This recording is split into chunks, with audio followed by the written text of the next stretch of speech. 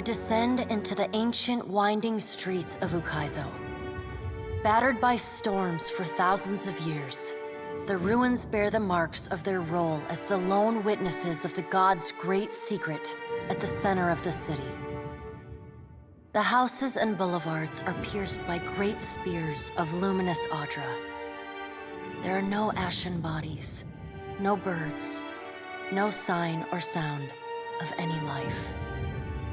But with every step, the rhythmic pounding in the distance draws nearer. Soon, you can feel the vibration traveling up your spine. As you approach the center of the city, the weathered architecture gives way to more luminous Audra, piercing the ruins, eventually overtaking them entirely. Cresting the top of a fallen tower, you finally get a clear view of Eothas. He stands, legs astride, next to a great stone monument ringed with 11 cavernous alcoves. All but 3 hold a gargantuan skeleton, bones scrubbed clean by the city's storms.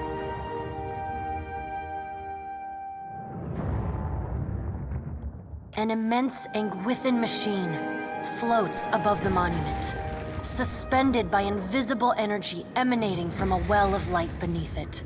Great brass rings spin around a core of metal and Audra at the machine's center. Periodically, Eothas' massive arms swing back. The movement alone is enough to draw great gusts of wind toward him. When they come down on the machine, the impacts are accompanied by eruptions of electricity, fire, and smoke. The hundreds of luminous Audra pillars across Ukaizo sympathetically dim in a rippling wave that spreads out from the machine. The only safe route to the god is a steep ascent along a monstrous pillar of luminous Audra. Intertwined with fragments of Ukaizo's ruins that it has carried through the centuries, the pillar bends in a long arc, towering above the machine. The pillar levels out near Eothas' head, a silent observer to the destruction of the machine it has grown beside over thousands of years. You weave your way along a treacherous, rain-slicked path up the pillar's skyward side. As you arrive at the top, you catch Eothas' attention. Fist pulled back, he pauses to observe you. With the same gentleness he showed at Ashen Maw, he lowers his arm and turns toward you.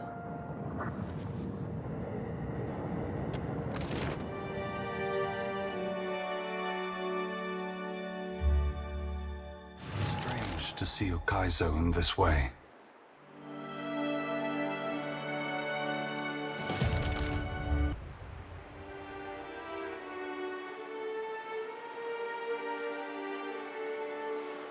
It may be hard to picture, but this city was once full of life.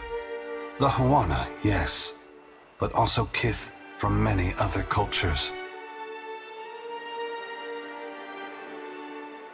Great hanging trees shadowed these boulevards.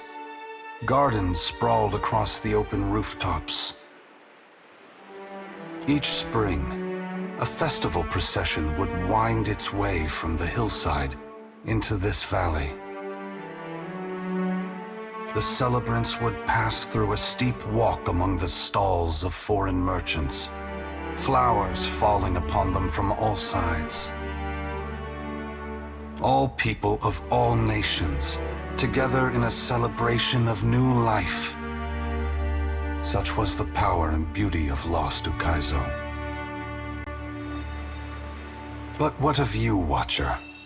Why have you followed me? Have you come to bear witness to the breaking of the wheel?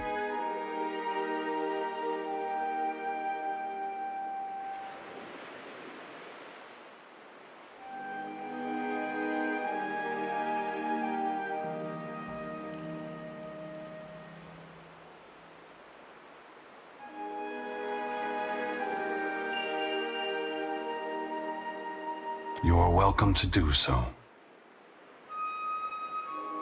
Indulge me in a moment's curiosity. There is something I wish to know about Eora, about Kith, that I can only learn through your eyes.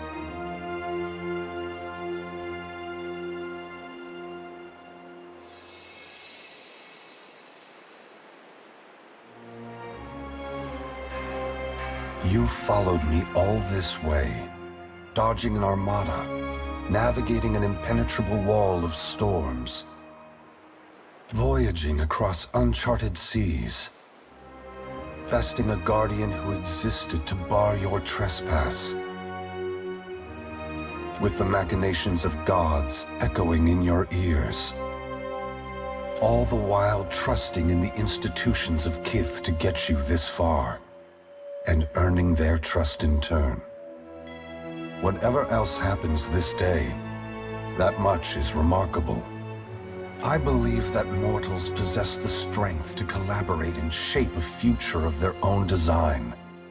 Not all of my brothers and sisters agree.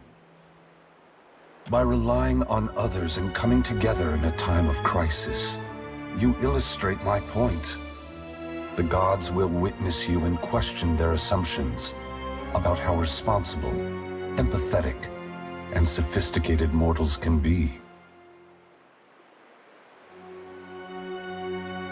What inspired your decision, Watcher? Did the choice echo your foundational beliefs? Or were you influenced by observation?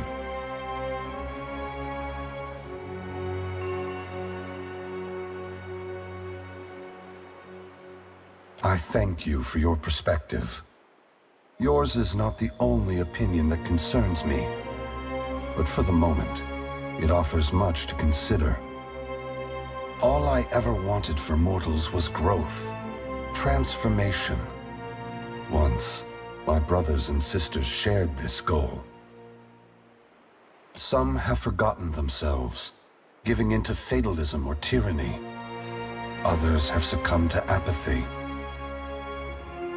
It brings me great sorrow that crisis is the only way to set the future in motion. Would that I could pass the responsibility of heralding your darkest hour to another. Never forget that trust and coordination between mortals brought you to this place. Your future is built on a foundation of hope, and you have laid the first stone.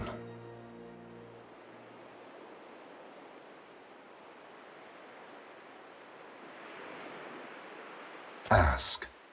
You are entitled to any answer that is mine to give. The great work of the Engwithans falls to ruin. Reincarnation as we know it will end.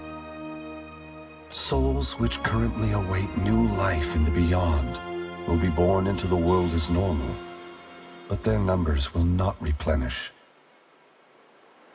Anything that dies will tarry in the void of the in-between, awaiting the motion of a wheel that no longer turns.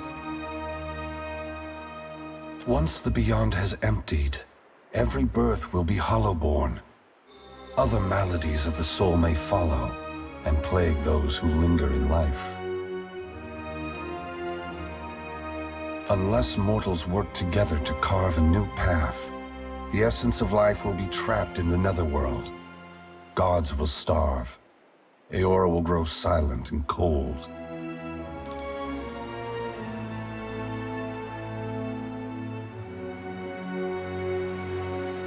When we tamed the cycle of reincarnation, we broke what had once functioned naturally and without intervention. The flow of essence will not normalize on its own. Essence will simply pool in the void of the in-between, never passing through Adra networks to the beyond. The dead will be left to wander in darkness, confusion, and sorrow.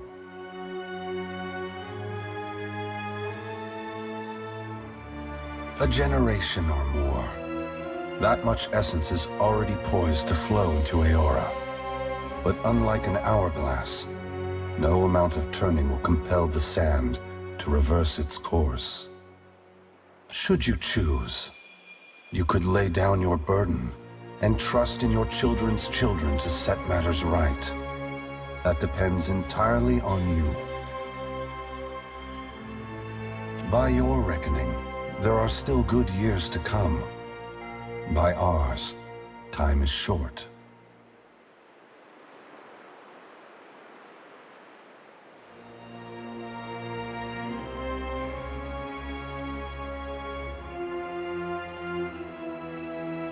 For several reasons. My strength was diminished after the Godhammer bomb, and assuming this form took incredible effort. With so many vying for control of the Deadfire, I also saw a ripe opportunity for mortals to cast aside their differences and stand together as one. They have never been more powerful, more capable. Because of this, the gods must justify their importance or be proven obsolete.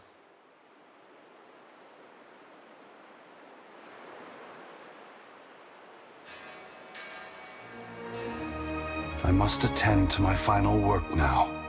I cannot delay any longer. You have carried a heavy burden across the Deadfire, Watcher. Before I go, I would rid you of it.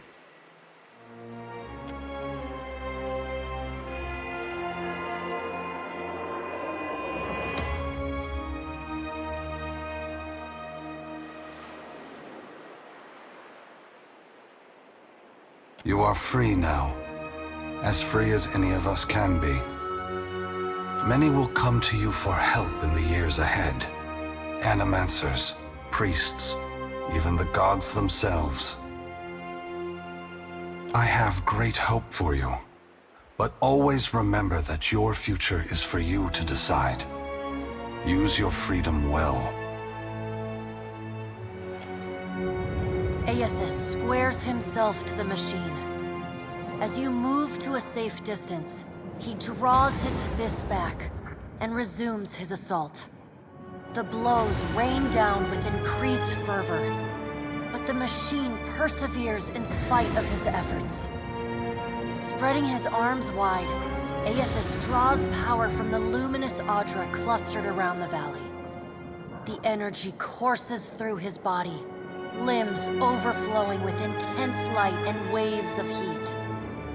He returns to his task, each strike bringing with it the sound of cracking stone and twisting metal, the flickering of luminous Audra across Ukaizo. As the ancient machine finally begins to succumb to his strength, so too does Eothas's body, built to withstand the passage of thousands of years. The great Audra statue has finally been pushed beyond its limits. Cracks appear along the hands, then race up the arms. Eothas does not slow his assault, but continues unabated.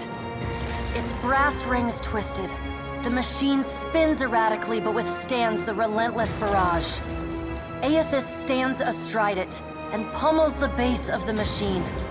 Soul energy begins to flare out from the machine's heart, warping the air with the intense heat. Eothas drives his right fist into the machine's center, the core of metal and Audra. The god lets out a deafening shout, something between a cry of anguish and a roar of exultation. You see Eothas's arm shatter upward from his hand through his elbow. A flash of light and heat bursts from the core, accompanied by a cacophony of destruction. The moment passes. As Eothas's shout echoes throughout the valley, your eyes begin to recover. The god's work is accomplished. The great machine of Ukaizo has been destroyed. The wheel has been unmade.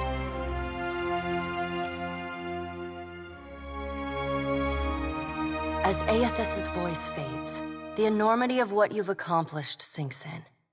You have confronted a god. You have rediscovered the ancient city where the wheel was forged, and you have seen the wheel shattered. What comes next is uncertain, but already the legend spreads of the Watcher who survived Andra's mortar and stood toe-to-toe with Eothas. Maras Nua's body finally goes still amidst the rubble of the Angwithan machines, yet it continues to glow. Priests and mystics have strange dreams of an island of eternal dawn at the eye of a storm, a port where the tide never flows out, a roadside tavern whose door leads only inward.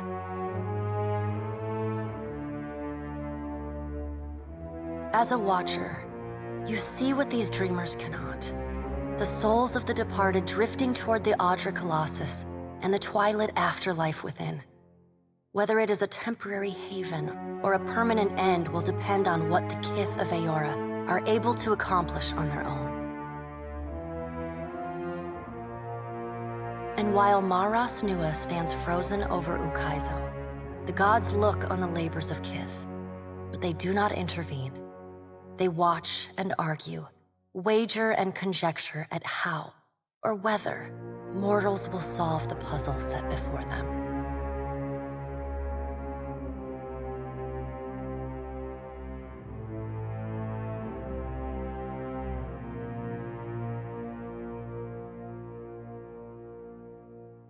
After the battle, Aldi sends her fleet from Ukaizo.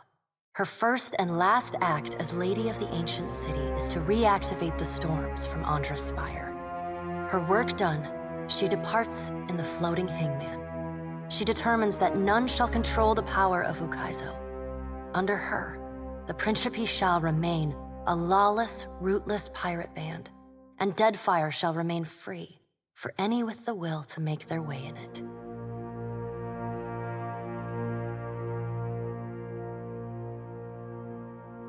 As the rise in piracy makes operations in Deadfire ever more costly, the Consuelo Mea Compressa votes to scale back the Valian Trading Company's presence.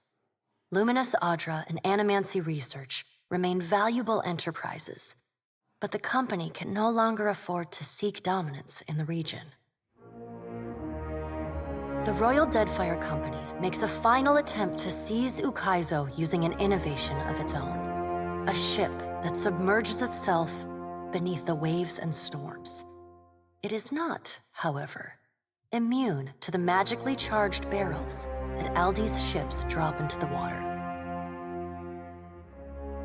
After an embarrassing defeat, the Royal Deadfire Company consolidates its forces in the archipelago and limits its ambitions to a handful of well-guarded plantations. The storms of Rauatai rage on, and its people muddle through with the same tenacity that has served them for millennia. Devastated by their defeat at Andra's Mortar and demoralized by the loss of Ukaizo, the Huana tribes fragment further. Without a monarch in place, the once great city of Nekataka gradually devolves into a den of crime. Port Mage remains stable despite the changes at work in Deadfire. Governor Clario and Storm Speaker Ikawa work together to shore up their defenses against the Principe and to petition the Valian Trading Company for additional funding. Thanks to their joint efforts, Port Mage becomes a bastion of security and prosperity in the southern archipelago. As the balance of power changes in Deadfire, so too does Nekataka transform. Pirates, smugglers, and other criminals flow into the city, openly flouting its laws. The pirates continue smuggling food into the gullet, and the Raparu embrace their benefactors, aiding and concealing their smuggling operations. Over time, the gullet becomes a hotbed of piracy. The loss of Skiariliphus' essence weakens the Water Shapers Guild. Their power wanes and their influence fades. The art of water shaping survives as an arcane curiosity. The children of the Dawnstars respond to Eothas' sacrifice by taking up the lanterns and sickles of the Harvesters of Gone. They become pilgrims of essence, gathering souls across Eora and ferrying them to the edge of Andra's Mortar, that they might find their way to the haven within the Audra Colossus. Others will repair or rebuild the wheel one day. In the meantime, the Dawnstars will care for the souls of the dead. ships continue to disappear at the southeastern fringe of the archipelago, and stories circulate of a colony of vampires and gulls preying on their crews. The dragon, Neraskirlas, no longer passes between Eora and the White Void, and the dead flow slowly breaks apart, exposing the temple long frozen within. Under Halfjorn's guidance, the Harbingers of Dusk resettle within Remergon's temple, vowing to forever protect it from the defiling touch of outsiders. Over time, the group becomes increasingly reclusive and fanatical, attacking any who dare approach their holy site. In besting the Beast of Winter, you earned the Death God's mercy rather than his enmity. The deity remains characteristically unforthcoming about his decision, and you're left to wonder whether in doing battle with him in the White Void, you somehow furthered his apocalyptic ambitions.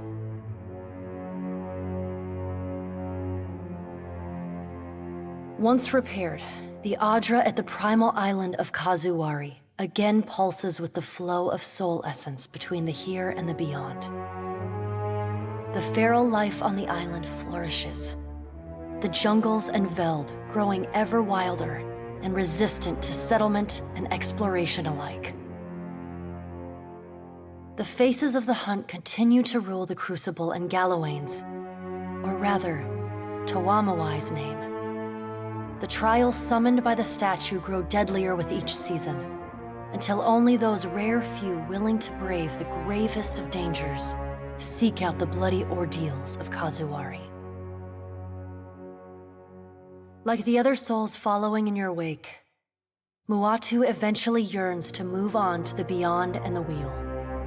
Stymied by Eothas' actions, however, he settles on returning to Kazuwari, where he joins the choir of souls that echo throughout the Crucible.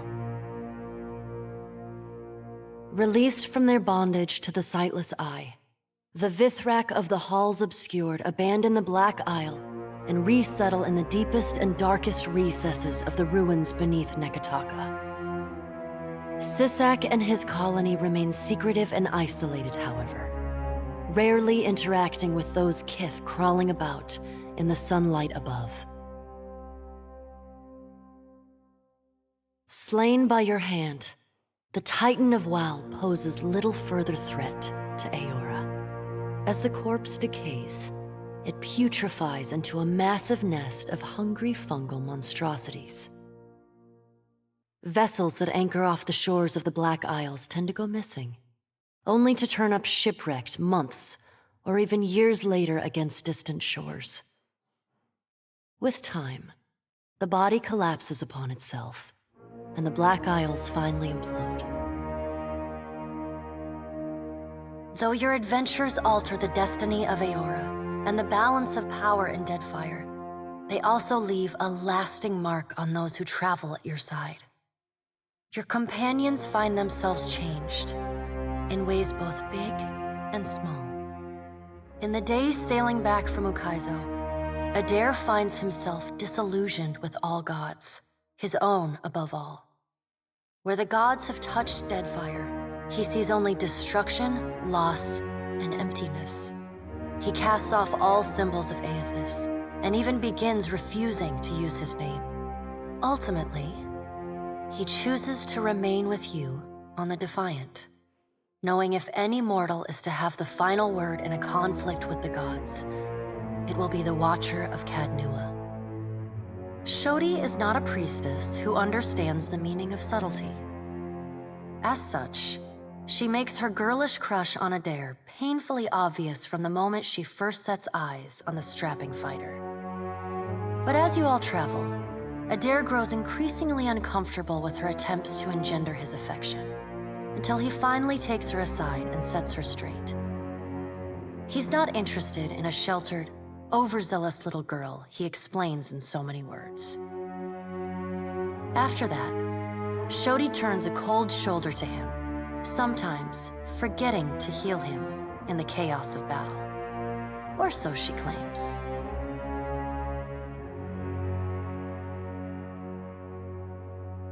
Shodi's journey through the Deadfire on your ship is an eye-opening experience for the sheltered farm girl.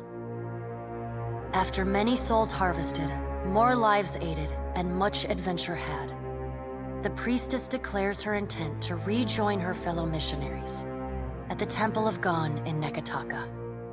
Following a shy grin and an overzealous handshake, Shodi leaves you with an open invitation to visit her anytime. It is some months later when she pens you a missive. Can you hardly believe it? Her chicken scratch handwriting reads. Samhain sailing for distant lands. She's leaving me in charge of the temple. I've been named the High Priestess of Gon. Aloth renews his commitment to destroying the Leaden Key. With the wheel broken, loosening the god's stranglehold on Kith is more urgent than ever. It is a lofty goal, and one he does not expect to finish in his lifetime. But if there's one thing he's learned from the Watcher, it's that a single person can change the world.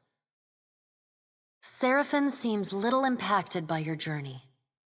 Always knew the gods were larger than me, he tells you, on the evening he decides to part from your company. He's too long put aside those he cares most for. He confesses over a bottle of rum, and he's got leagues to sail to make it right. The following morning, he's gone, leaving only a crude stick figure rendering of Eothas, scrawled into the hull to mark his passage. After reporting back to her superiors for the Watcher's actions against the Valian Trading Company, Pallegina is rewarded with reassignment home to the Valian Republics. She spends the next several years as the head of the household guard for the Duke of Ancense. In this role, she is often lauded for her courage and loyalty. Even with all of the praise, there are still times when she cannot help but feel she could have had more influence on what transpired in the Deadfire. Pleased with the Navy's conduct throughout the Deadfire campaign, Maya returns to active duty. She can find a free drink and a sharp salute anywhere she goes in Rawatayan territory.